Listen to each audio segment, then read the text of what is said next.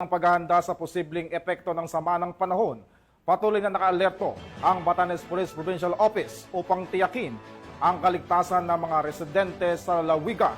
Ang report mula kay Patrolwoman Richelle Ledesma.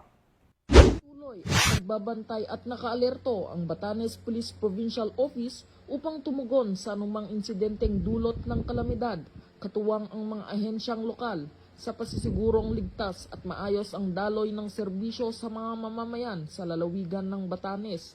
Pinangunahan ni Police Colonel Victorino B. Valdez, Provincial Director, Batanes Police Provincial Office, ang pagpapatibay ng search and rescue readiness ng PNP Batanes sa pamamagitan ng isang pulong at inspeksyon noong 19 ng Hulyo taong kasalukuyan.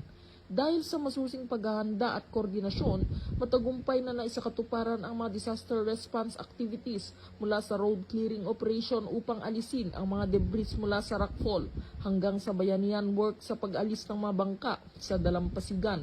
Gayun din ang pamamahagi ng family food packs mula sa evacuation centers.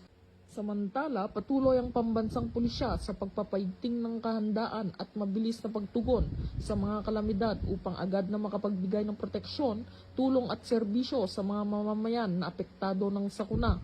Sa pamamagitan ng malawakang koordinasyon at pagsasanay, layunin nito na masigurong ligtas ang bawat mamamayan sa kabila ng anumang hamon ng kalikasan. Mula dito sa Lampang ng Cagayan, ako inyong Business Network Correspondent, Patrolwoman Ledesma, alagad ng batas, tagatagpuyon ng